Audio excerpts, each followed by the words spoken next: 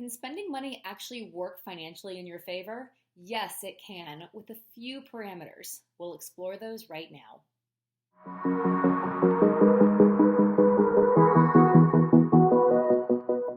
Hi guys, I'm Katie Mild. Welcome to this week's Money Minute. So this week I'd like to talk about how healthy spending is actually a very positive and necessary part of a healthy financial long-term plan. So here are just a few ways that you can start to consider and get honest with yourself around your spending.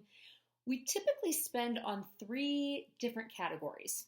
Number one are items, actual things. So this can include clothes, shoes, cars, physical, tangible things. The second area are services. Services could be things like hiring a house cleaner to come in twice a month, dry cleaning. Maybe you have a virtual assistant to help out with errands and tasks. Those are services where you're essentially buying back your time so you can focus on other areas of your life. And then three are experiences. These can be things like vacations, tickets to a museum or art gallery opening, maybe a fine dining experience or wine tasting. Those are experiences that are usually not part of daily life. They're elevated, they're special, and they create fun memories. So as you consider how you spend items, services, experiences, there can absolutely be overlap of each of these, and you may find joy in each of these three areas. But I want you to think about these three as you ask yourself the following questions. Number one, have you saved first? So before you're doing some of this disposable spending, have you invested first? Have you saved first? Have you paid yourself and your future self through retirement first? Number two, have you met your monthly recurring obligations? So things like your mortgage or your rent, your child's daycare, your grocery bill. Those things, just the basics of keeping a house running, those have to obviously be paid first before you're spending extra on the other three areas of fun.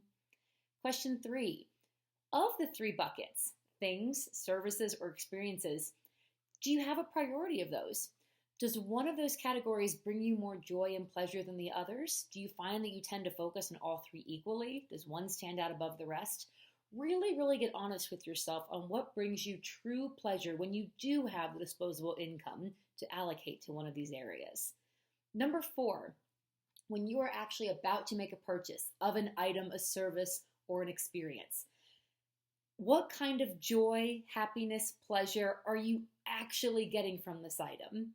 And then, subsequently, the next question, are you purchasing this item, experience, or service for you or to impress someone else or to appease someone else? Or do you feel like you're investing or not investing, buying into it because you're trying to keep up with the Joneses?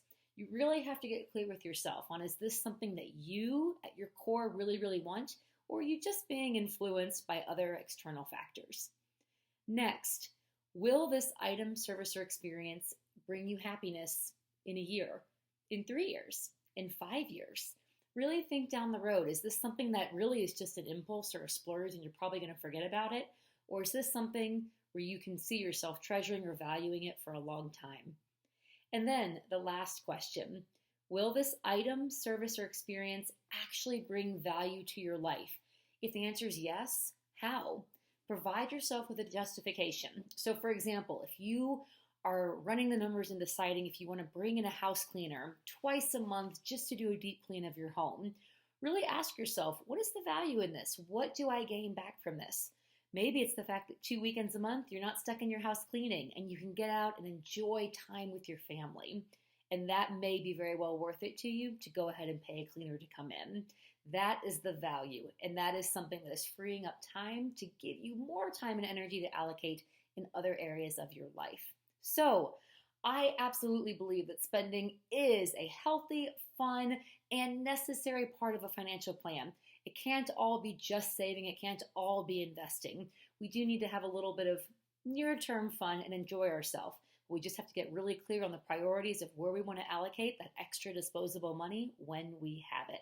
So that's it for this week. If you like the content I'm putting out, ring the bell to subscribe below and tell me in the comments, do you have a priority of where you put your extra money? Do you like to spend on things, experiences, or services? Maybe a combination of both. Tell me in the comments below. And until next time, have a great weekend. Talk to you soon.